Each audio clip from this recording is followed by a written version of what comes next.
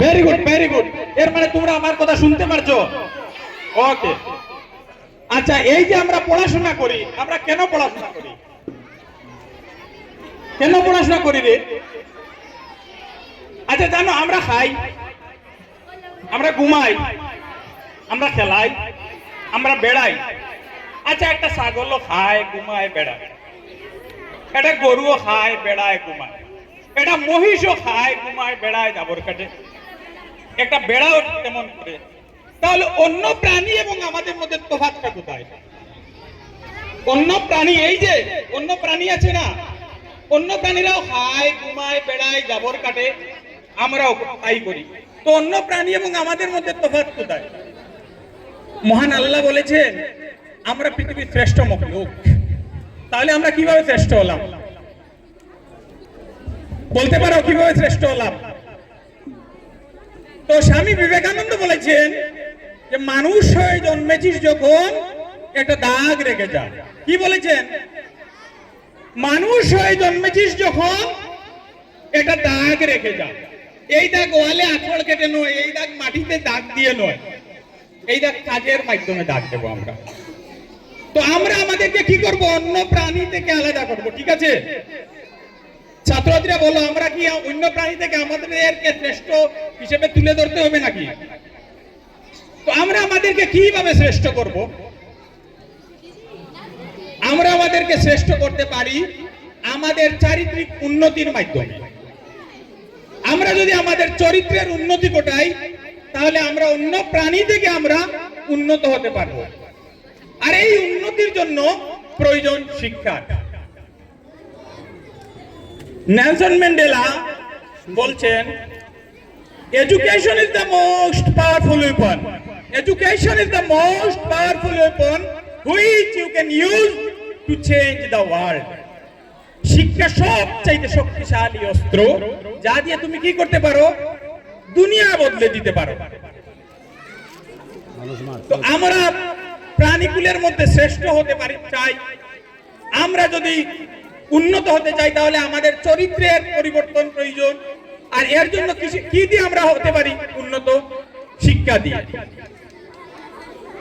আমাদের নবী বলছেন যে মানুষের মধ্যে তিনিই উত্তম, মানুষের মধ্যে তিনিই উত্তম যার দ্বারা মানব জাতির কল্যাণ সাধিত হয়। মানুষের মধ্যে কে উত্তম?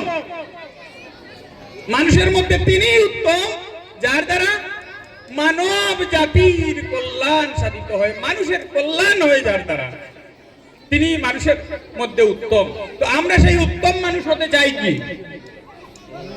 তোমরা বেস্ট হবে না লাস্ট হবে? বেস্ট হতে চাও কি? তাহলে মানুষের কল্যাণ করতে হবে, মানুষের কাজ করতে হবে। আর মানুষের যদি কাজ করতে চাও, তাহলে ওই যে নেলসন ম্যান্ডেলা বলেছেন না, শিক্ষা সবচাইতে শক্তিশালী অস্ত্র, যা দিয়ে তুমি দুনিয়া বদলে দিতে পারো। এই দুনিয়া বদলে দেওয়ার ক্ষমতা কিসের মাধ্যমে, কিসের মধ্যে রয়েছে? শিক্ষার মধ্যে রয়েছে। তো এই শিক্ষা যদি আমরা আঁকড়ে ধরি, শিক্ষা আমাদেরকে কি দেবে? আমাদের চরিত্রের উন্নতি ঘটাবে, আমাদেরকে পৃথিবীতে চলা শেখাবে, আমাদেরকে পৃথিবীর সঙ্গে কিভাবে কমিউনিকেট করব তা শেখাবে, আমাদের বেঁচে থাকার উপায় দেবে, আমাদেরকে মানুষ হয়ে বাঁচার মতন শক্তি ক্ষমতা দেবে। ফ্রান্সিস বেকন বলছেন যে শিক্ষা হচ্ছে মনের চোখ। শিক্ষা কি? মনের চোখ। শিক্ষা মনের চোখ, যা দিয়ে আমরা কি করতে পারি বলছেন তিনি। ফ্রান্সিস বেকন বলছেন শিক্ষা হচ্ছে মনের চোখ, যা দেখতে কোনো ভুল করে না। আমাদের চোখ হয়তো দেখতে ভুল করতে পারে, কিন্তু যার শিক্ষা আছে তার দ্বারা কোনো ভুল হবে না। তো এই সব কারণে আমাদের অন্য প্রাণী থেকে আলাদা হওয়ার জন্য, আমাদেরকে উত্তম হওয়ার জন্য কিসের প্রয়োজন? শিক্ষার প্রয়োজন। আর এই শিক্ষা মানে শুধু পুঁথিগত বিদ্যা নয়। এই শিক্ষা মানে শুধু পুঁথিগত বিদ্যা নয়। আজকে এই গ্লোবালাইজেশনের সময়ে শিক্ষা মানে একটা বাচ্চার অলরাউন্ড ডেভেলপমেন্ট, একটা বাচ্চার, একটা শিশুর, একটা ছাত্রের অলরাউন্ড ডেভেলপমেন্ট। আর এই অলরাউন্ড ডেভেলপমেন্টে খেলাধুলাও এর অংশ। এই যে সায়েন্স এক্সিবিশন হচ্ছে, এখানে ট্যালেন্ট একাডেমিতে এত সুন্দর করে ছাত্ররা তাদের সায়েন্স এক্সিবিশনের প্রদর্শনী দিচ্ছে, এটাও সেই শিক্ষার অংশ। তো খেলাধুলা, সাংস্কৃতিক অনুষ্ঠান এত সুন্দর করে একটা কচিকাচা আবৃত্তি করছে, নৃত্য পরিবেশন করছে, গান গাইছে, বিজ্ঞান বিষয়ক বিভিন্ন প্রদর্শনী আমরা এখানে দেখছি। এইসব হচ্ছে শিক্ষার অঙ্গ। শিক্ষা শুধু পুঁথিগত বই পড়ে কয়েকটা প্রশ্ন উত্তর মুখস্থ করার নামই শিক্ষা নয়। শিক্ষা অলরাউন্ড ডেভেলপমেন্ট। এই অলরাউন্ড ডেভেলপমেন্টের জন্য আমাদের সব কিছু চাই। অলরাউন্ড ডেভেলপমেন্টের জন্য আমাদের সব কিছু চাই। তাই ছাত্রছাত্রীরা, এই যে ট্যালেন্ট একাডেমির প্রিয় ছাত্রছাত্রী, তোমাদের কি করতে হবে?